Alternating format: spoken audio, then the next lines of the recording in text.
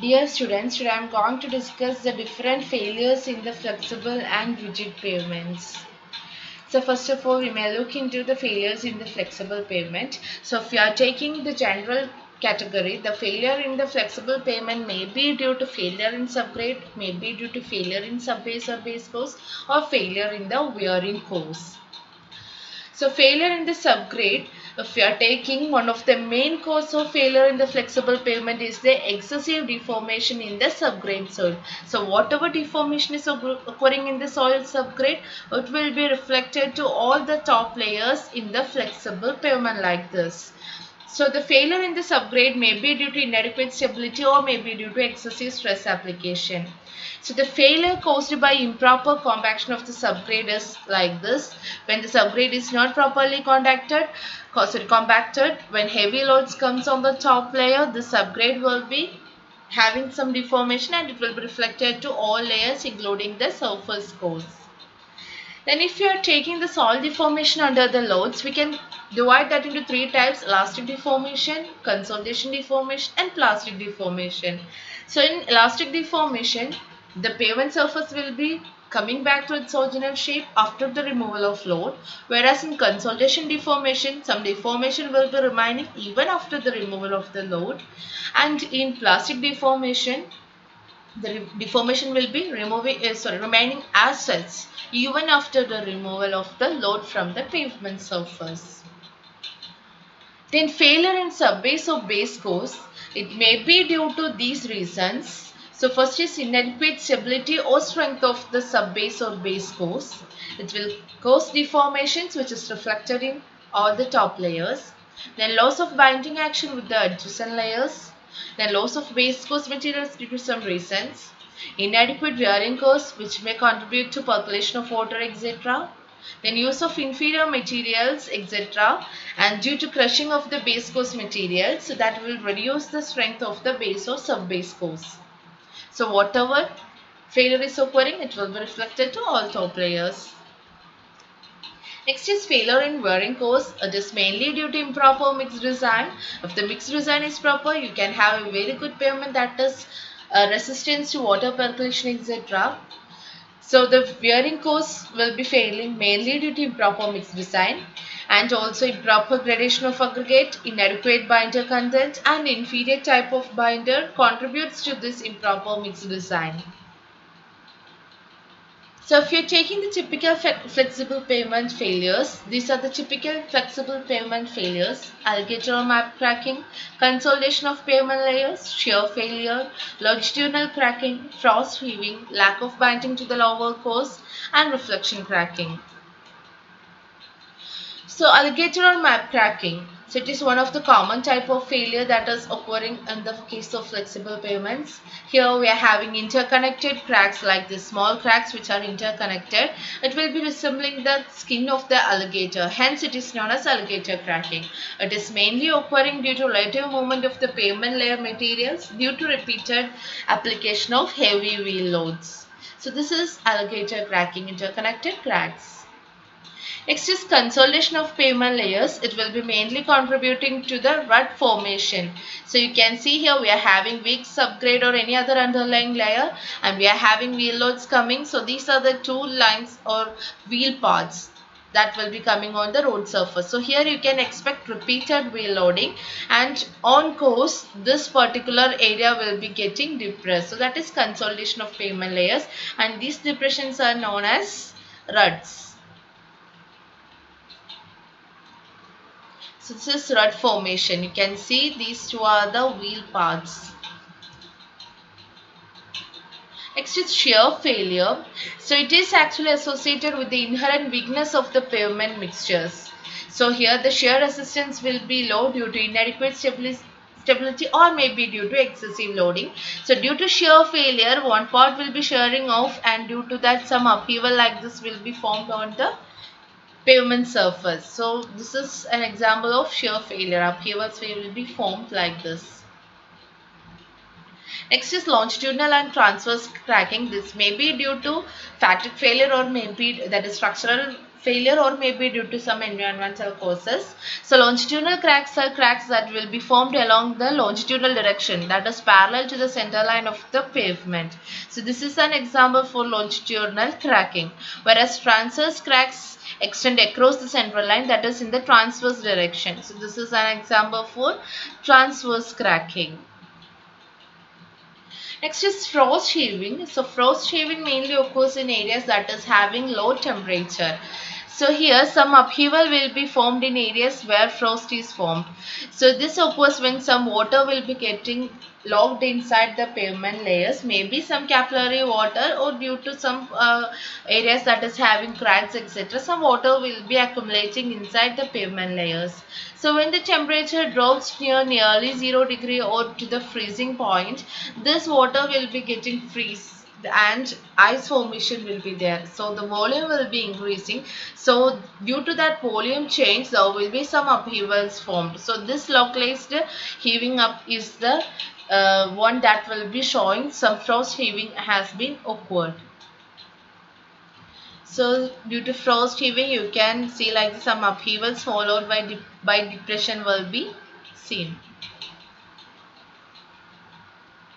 It's just lack of binding to the lower course. So if the top layer is not properly bonded to the bottom layer, one of the main failure that is occurring is one of the main observation is the potholes. So slipping occurs when the surface course is not kept with the underlying base, and it will be resulting in opening up of some portions of the pavement surface. So due to that, potholes will be formed, and also patches. Patches is actually one type of remedial measure, but it is also sometimes considered as a failure because it is affecting the it is affecting the uniformity of the pavement surface. So if you are taking a soil base, and over that you will be having some bituminous surfacing, or granular base, and over that you will be having bituminous surfacing, and from here some material will be lost because it is not having proper binding with the bottom layers. So here you can see potholes will be formed. So potholes are small ball shaped depressions in the pavement surface. So you can see potholes will be formed because this top layer is not properly bonded with the bottom layers. Next is reflection cracking. So reflection cracking mainly occurs if you are providing some flexible overlay over a rigid pavement. That means you are providing rigid pavement, that is concrete slabs, and over that you are just doing one wearing surface or surface course which is bituminous pavement. So here we are having concrete slabs like this, and wherever this concrete slabs will be joined, there will be some joints you can see here, and over these joints cracks will be formed on the flexible pavement. So these are the reflection cracking which will be occurring directly over the joints of the rigid pavement. So these are the different types of failures in the flexible pavement. Next is if we are taking the failures in the cement concrete pavements or rigid pavements. So mainly we can see structural cracks in the case of cement concrete pavements. All the failures are mainly recognized by the formation of structural cracks. The main causes of failures in the case of the cement concrete pavement is the deficiency of the pavement materials, then structural inadequacy of the pavement system. These are the main causes of the failures in the cement concrete pavement. The deficiency of the pavement material may be due to these reasons, that is soft aggregates or aggregates which is not having proper quality, then poor workmanship in the joint construction, poor joint filler and sealer material, poor surface finish, and improper and insufficient curing. And structural inadequacy is mainly due to these reasons: inadequate pavement thickness, inadequate subgrade support, and poor workmanship, and incorrect spacing of the joints. So typical rigid pavement failures are these, that is scaling of cement concrete, shrinkage cracks, falling of joints, warping cracks, and mud pumping. So scaling is one of the main failure that will be showing overall deterioration of the concrete. So it is mainly due to deficiency in mix or maybe due to some presence of chemical impurities that will be causing damage to the mix. So it will be causing some shabby surface and rough surface on the cement concrete pavement. So this is an example for scaling of the concrete. So top surface will be removed and some shabby surface or rough surface will be formed. Next is shrinkage cracks. So shrinkage cracks are mainly the hairline cracks that are formed during the setting of the cement concrete and also during curing, that is not located at joint. So you can see here some small hairline cracks are formed. So these cracks are known as shrinkage cracking. Next is warping cracks. So it is mainly occurring at the edges of the slab. So it mainly occurs when there is some change in temperature at the top and bottom layer. So due to that, warping of the cement concrete slab will be occurring, and in adjacent to that you can see warping cracks will be occurring at the edges and corners of the slab. So in order to prevent this warping cracks, you can provide proper reinforcement. Next is mud pumping. So in mud pumping, some mud or some soil slurry will be ejected through the cracks formed in the pavement surface. So if you are taking CC pavement, some cracks will be formed due to some reasons, and through this crack water will be infiltrating to the soil inside. So this water and the soil will be, or the whatever subgrade material is there, it will be forming some soil slurry, and when the wheel load comes, this slurry will be ejected out through this crack. So when this slurry is ejected out through this crack, some vacant space will be formed here, and due to that removal of material, some lack of support will be occurring here. So due to that lack of support, when again wheel loads comes on the surface, again cracking will be occurring, and finally more material will be dumped on the